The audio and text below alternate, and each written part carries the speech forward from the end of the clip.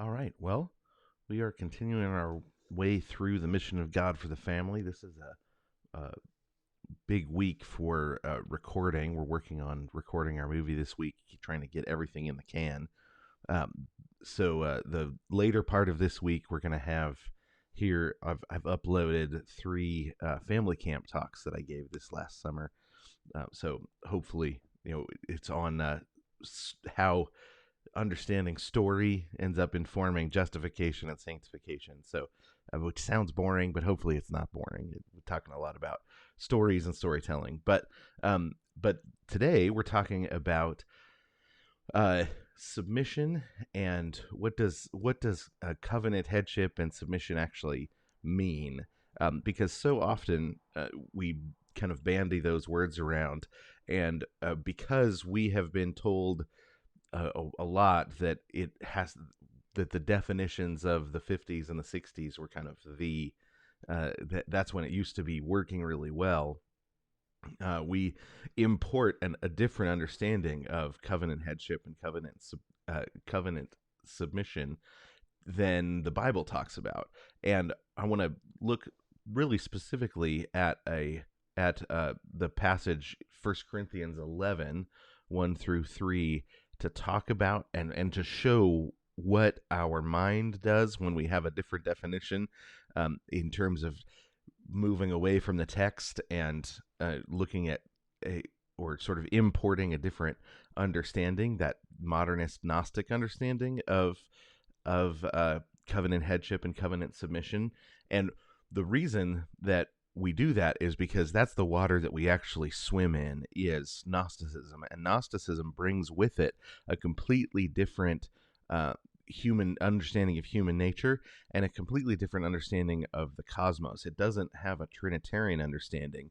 Behind Gnosticism, you will always find an understanding of the great chain of being, and whether it's in evolution, where you've got a move up the chain of being through the evolutionary processes, or if you've got something, some sort of understanding where all of them, the understanding is such that if you're underneath or below or behind or before, in the case of evolution, that there is a difference in a being, where you've got the greater being is always above and the lesser being is below. Right? That's the way that it functions in Gnosticism, the great chain of being. That actually you've got the same sort of thing works in arguments for when people were arguing for slavery. They would say that so and so, this person here is in their rightful place because they are less human, right? They would make those arguments that slaves are less human in the ancient world, in Rome and in Greece. They would make those sorts of arguments, but that's because they had an understanding of the great chain of being, that if you were above somebody in society, then you were actually more human, or you were greater in an ontological sense, right? Well, the Bible never speaks that way, because you have Jesus obeying the Father, right? You don't obey in Gnosticism, with the great chain of being.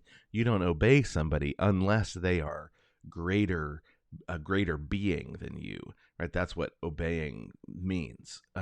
Well, Jesus, he says, I'm here to do the will of my Father. Well, the Gnostic understanding was that's because the Father was a greater being, and that was the heresy of Gnosticism. But the reality is Jesus is fully God. The Father is fully God. He is not less of a being because he voluntarily listens to the Father and does what the Father asks. The Father and the Son have a covenant style relationship. Now, whether that means our covenants are based on the Trinity or the Trinity is actually in a covenant relationship, I don't think the Bible gets into the details of whether or not it's an analogy, or whether or not we are analogous to that relationship, or we are directly reflecting a covenant relationship, and the Father and the Son are in a covenant relationship. I don't think the Bible actually explains that. You have arguments both directions, but we do know that we're told that the family relationship is a reflection of that relationship, and that the family relationship is a covenant relationship. And so when we see submission in the scriptures, it's always in that Trinitarian concept, that Trinitarian understanding, right? We submit to God, and we're told it frees us from the demands of the devil. Jesus, when he submits to the Father, he's freed from the devil's temptations in the wilderness, right? His submission, his freedom, and his submission was freedom and exaltation. The and then we're told to follow in the same sort of way, right? He says you're going to be the servant of someone, right? As a human being, you're going to be the servant of someone, and submission to the Father, to God the Father, submission to Christ, being a slave to Christ, is freedom from all other demands. And Jesus's yoke is a light yoke. Jesus's yoke is freedom, but one of the things it does is it frees us from all the other yokes that wouldn't be freedom. So, in that context, Paul talks about. He says, "Be ye followers of me, even as I also am of Christ. Now I praise you, brothers, that you remember me in all things, and keep the ordinances as I delivered them to you." And ordinances are the way of organizing things, right? We keep the ordinances as I delivered them to you. And we see this in a lot of different places, where he praises them for their order, for their orderliness, right? That he prays that they would find orderliness, that we do things decently and in order, right? That there is a proper organization of the society of the church and of the family and of the civic realm. He says, "I praise you, brethren, that you remember me in all things, and you keep the ordinances as I delivered them to you. But I would have you know that the head of every man is Christ, that the head of woman is the man, and that the head of Christ is God." And what we have a tendency to do, right, because of the Gnosticism underneath what we're doing, is we end up laying things out. God is at the top, Christ is next, and then man is next, and then woman, and then or husband, and then wife, which the word can mean either, right? God is at the top, then Christ, then the husband, then the woman at the bottom, right? That's how we lay things out. But that's actually not what that text says, right? He said, "I would have you know that the head of every man is Christ, the head of the wife is the husband, and the head of Christ is God." Right? He actually lays out three different relationships side by side, right? Three different relationships with a head and a subject. Christ is the head of man, right? That's the first relationship. And then next to it, he lays out the relationship of the husband and the wife. And then next to that, he lays out the relationship of God and of Christ, right? So there's three different relationships. One of them, Christ is the covenant head. One of them, Christ is the covenant subject, right? And he has just said, "Follow me even as I am of Christ," right? He's explaining what does it look like to follow Jesus in a marriage. And he's showing that it doesn't, that both the husband and the wife, that they're the person that they are to imitate in the marriage is Jesus, right? He says, "Imitate me as I imitate Jesus." And then he lays out the husband and wife's relationship next to Christ as a covenant head and Christ as a covenant subject. And he says, so both of you, whether you're husband or your wife, you're both looking at Jesus as your model in marriage, right? So, husbands and wives are both supposed to be like Jesus in marriage. That's the point that Paul is making, whether you're covenant head or covenant subject. Now, he assumes that the covenant relationship has an orderliness to it, but he shows that whether you're the husband or the wife, your model is Jesus, right? Everybody needs to be looking to Jesus, and the the uh, and the call to covenant office, right, and to covenant submission, and all of that. None of that is ever as an insult, or could be an insult, because Jesus is those he holds each of those offices, and really the whole Christian life is a life of submission, right? He says, "Submit yourselves to one another in the fear of God," and in Ephesians 5, he's in the middle of talking about obeying God, or imitating God, right? At the beginning of Ephesians 5, he says to imitate God. And then he talks about that's the combination, or the conversation about marriage in Ephesians 5 is in the section as well where he's talking about imitating God. Um, in 1 Peter 2, honor all men, love the brotherhood, fear God, honor the king. We've got servants, be subject to your masters with all fear, or all respect, and not only to the good and gentle, but also to the bad masters. And it says, and then masters are told to take good care of your servants, to not be the bad master, but to be the good and gentle master, right? You've got all of these different. Well, then we talked last week about Philippians 2 as well, right, where Jesus humbles himself to the point of death, even the death on the cross, and then God highly exalts him, right? We're given these these commands in the context of obeying Jesus, right? So we look at Jesus and say, that's where our model is, and it doesn't matter who we are, or which office we hold in a covenant marriage. Jesus is always the one that we look at. It's the same with 1 Peter 3, when Peter is talking about wives. 1 Peter 3:1, likewise, wives, be in subjection to your own husbands.